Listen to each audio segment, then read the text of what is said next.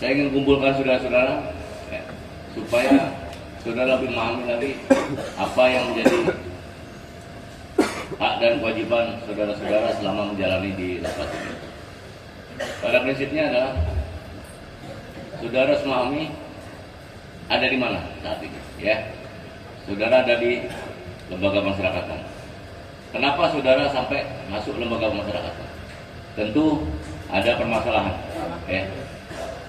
Kalian masuk ke lapas ini kira-kira ada masalah apa enggak? Ya. Nah ini harus disadari. Berarti saudara masuk, ya, bukan kami mengundang, tapi saudara tersandung masalah yang akhirnya harus di dalam masuk diputus menjalani pidana di lapas.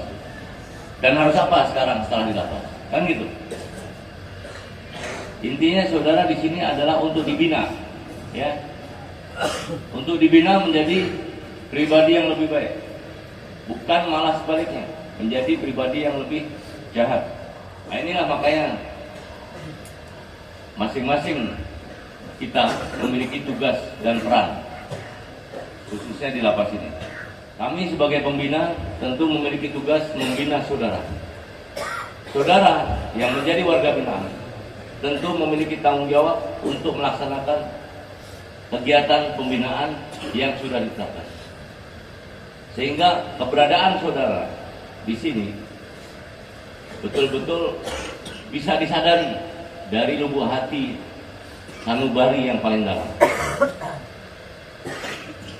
Kalau itu dilakukan, niscaya selama saudara menjalani pidana di lapas ini tidak akan pernah ada lagi pelanggaran,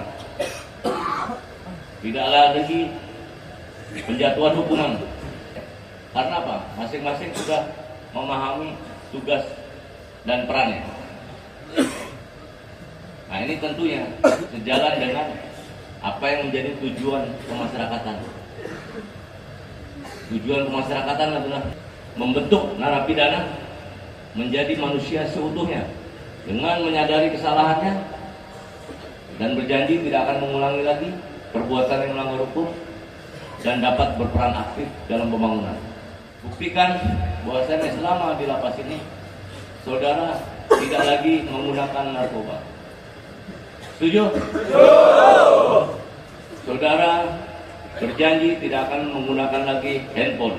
Setuju? Karena terus terang permasalahan di lapas ya, yang terus menerus terjadi adalah 3 hal: handphone, pungli, narkoba. Nah, ini keterkaitan. Bagaimana handphone bisa masuk? Karena ada pungli, ada kong kali kong di situ. Ya. Makanya kami harus memastikan ya, sebagai pembina, sebagai petugas harus bisa menjadi contoh teladan, melakukan pembinaan, bukan justru membiarkan atau bahkan memanfaatkan saudara. Sehingga bila mana pungli tidak terjadi, niscaya tidak akan terjadi penyelundupan handphone. Karena dengan handphone itu saudara mencari uang dengan cara yang tidak halal tentunya. Kan saudara tidak bekerja, ya. Sementara harus dibebani bayar setoran. Dari mana? Akhirnya dari handphone itu nipu-nipu orang, mencoba-coba mengendalikan narkoba, bahkan mencoba main judi online dengan harapan menang. Ternyata makin terpuruk. Saya ingin pastikan di hadapan kalian bahwasanya di lapas Jember ini semua pelayanan tidak dipungut biaya alias gratis. Semua pelayanan, baik itu remisi, PB, CB, uang makan, uang kamar, ya, saya pastikan tidak ada.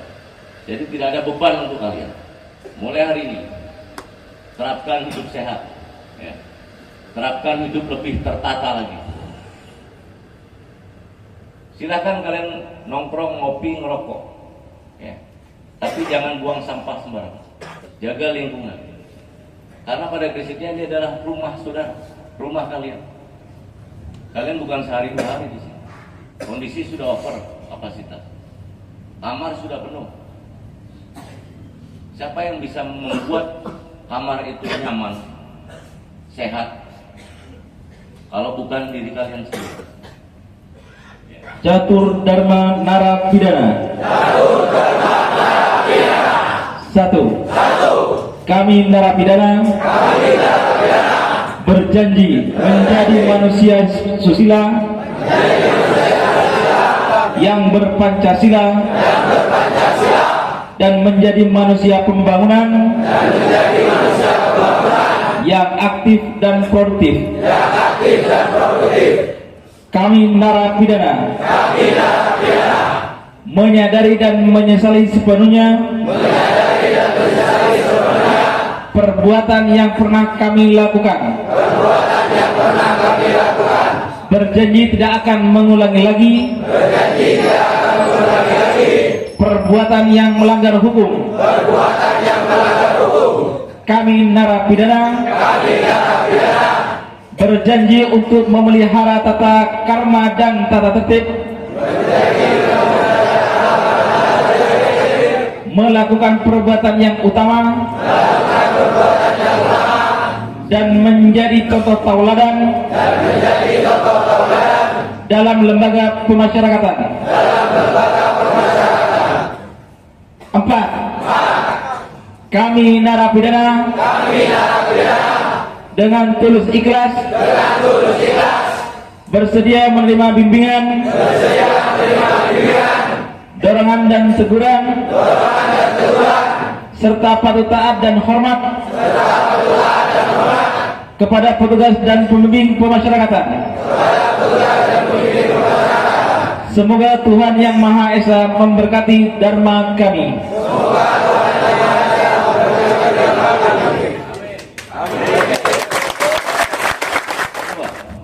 Dharma yang pertama, ya, menjadi manusia susila yang berpancasila.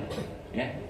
Saudara narapidana berjanji menjadi manusia yang berpancasila dan menjadi manusia pembangunan yang aktif dan produktif.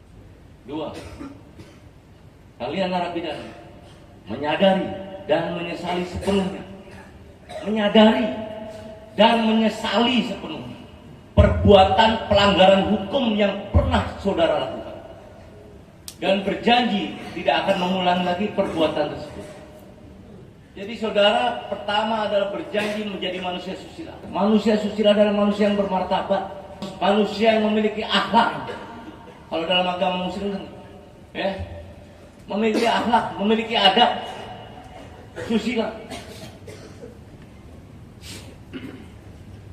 Yang berpancasila, kita ini bangsa Indonesia, kita hidup di Indonesia, harus mengakui Pancasila dan Undang-Undang Dasar 1945. Tidak ada dibantah itu. Ya.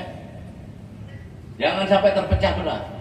Ya, Pancasila, ya, ideologi kita. 3, ya, senantiasa memelihara tata krama dan tata tertib. Memelihara tata krama. Apa tata krama itu? Unggah-ungguh. Kalian saya perhatikan lewat petugas nolong aja kayak nggak butuh orang. Ya kan? Ini terutama yang anak-anak muda yang tanggung-tanggung. Rubah itu sikap kalian, perilaku kalian. Hargai, kita sering menghargai. Hargai orang lain kalau kalian mau dihargai. Petugas ini 24 jam mengurusi kalian, memberikan makan. Petugas dapur itu dini hari kalian masih ngorok, masih tidur, mereka sudah datang jauh-jauh dari luar, meninggalkan anak istri untuk masak demi kalian. Mana penghargaan kalian? Tidak perlu uang kalian, tapi bentuk penghargaan kalian. Adab kalian mana? Ya. Jadi jangan saya lihat lagi ada warga binaan depan petugas membusungkan dadanya. Tapi ayo kita sama-sama jaga perilaku, adab kita, menjaga, memelihara tata krama dan tata tertib, melakukan perbuatan utama dan menjadi contoh teladan dalam lembaga masyarakat. Bisa menjadi pengingat diri saya. Saya ngomong kayak gini depan saudara ini bukan berarti lebih baik juga, semata-mata untuk sekaligus mengingatkan diri saya. Apa tugas saya kewenangan saya sebagai kepala itu apa? Ya. Tentunya dengan kewenangan yang saya miliki, saya akan berikan untuk kemaslahatan warga binaan, bukan semata-mata untuk keuntungan pribadi. Jadi melakukan perbuatan utama, menjaga tata krama, tata tertib. Silahkan ngobrol di kamar, tapi lihat jam. Kalau sudah tengah malam, jangan teriak-teriak mengganggu teman yang tidur. Main gitar, temannya ada yang ngaji, waktunya sholat. Yang satu kelompok main gitar, nyanyi-nyanyi, teriak-teriak. Akhirnya terjadi perselisihan. Nah, ini karena apa? Terjadi tidak saling menghargai. Kita punya hak, tapi juga ada kewajiban yang harus kita penuhi. Yang keempat, dengan tulus ikhlas, ya, dengan tulus ikhlas, bersedia menerima bimbingan, dorongan, dan teguran, serta patuh, taat, dan hormat kepada petugas. Kalian di dalam menyimpan sajam, ya kan? Kami sebagai petugas melihat, ambil. Jangan marah kalau diambil pisau buatannya itu. Jangankan di dalam penjara, di luar aja kalian bawa sajam, senjata tajam. Ada undang-undangnya, undang-undang darurat. Petugas melakukan razia itu semata-mata untuk melindungi saudara, ya, demi menciptakan keamanan dan ketertiban. Karena itu menjadi tanggung jawab kami.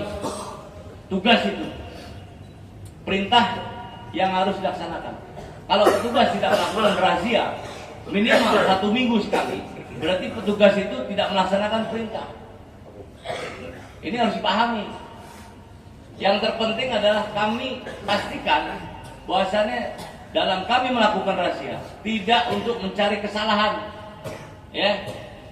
Kalau memang di kamar itu tidak ditemukan barang terlarang, yang nggak mungkin kita sengaja adakan. Untuk apa? Nggak ada untungnya. Ini yang penting. Bisa dipahami? Catur Dharma tadi saya minta betul-betul dihafalkan. Kalian tidak perlu harus sengaja menghafalkan, ya. Kalian cukup baca, niatkan dalam hati, ya. Kalau niat kalian baik, pasti cepat hafal. Tapi kalau hati kalian kotor, masih ada pertentangan dengan dharma itu, pasti sulit kalian menghafal.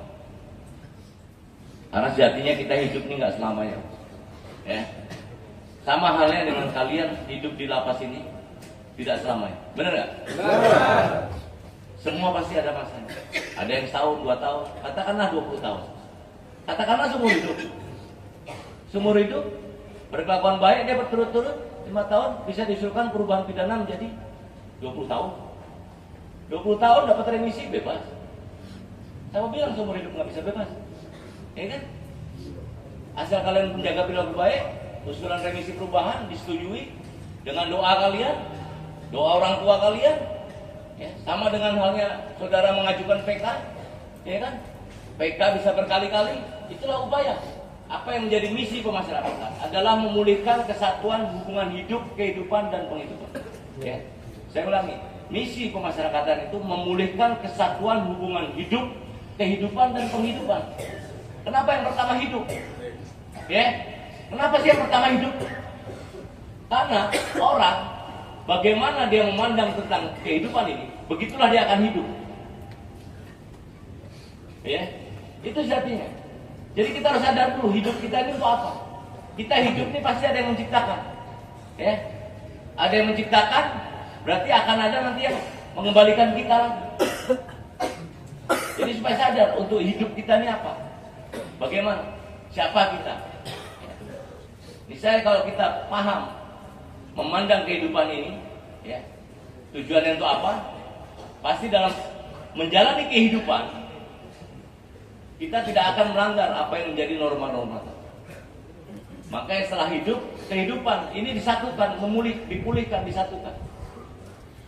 Setelah saling menghargai, tahu tugas dan perannya masing-masing, ya, baru setelah itu diberikanlah bekal penghidupan.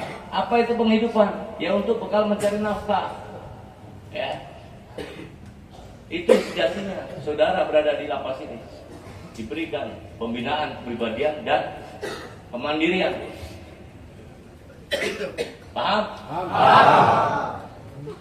Bagaimana bisa tercapai Indonesia Emas kalau generasi mudanya sudah diracuni dengan narkoba? Ini yang harus kalian sadari, renungkan. Sudahlah, tidak ada untungnya lagi pakai narkoba. Mulai jaga pola hidup sehat. Hidup tidak selamanya, ya. Berbuatlah yang terbaik untuk keluargamu, untuk bangsamu, untuk agamamu. Nggak usah kotori lagi dari hidup ini dengan hal-hal yang tercela, yang tidak terpuji, yang akhirnya merugikan diri sendiri dan orang lain. Kalian masuk sini, keluarga kalian sedih. Tapi begitu masuk ke sini lupa diri, mencoba melakukan lagi kejahatan. Dia pikir dia selamat, ternyata ketahuan, ketangkap, MAP lagi. Kapan berakhirnya? Jadi sekali lagi, tunjukkan bahwasannya saudara adalah manusia-manusia produktif, ya, manusia yang berpancasila dan siap berperan aktif dalam membangun Indonesia menuju Indonesia Emas. Menyambut bulan Ramadan, saya mengucapkan permohonan maaf yang sebesar-besarnya. Bila mana ada hal-hal yang mungkin tidak berkenan, ya, tapi sekali lagi tidak ada niatan lain. Saya hanya ingin membawa perubahan. Lapas Jember ini harus lebih baik lagi. Kita buktikan Lapas Jember lebih baik.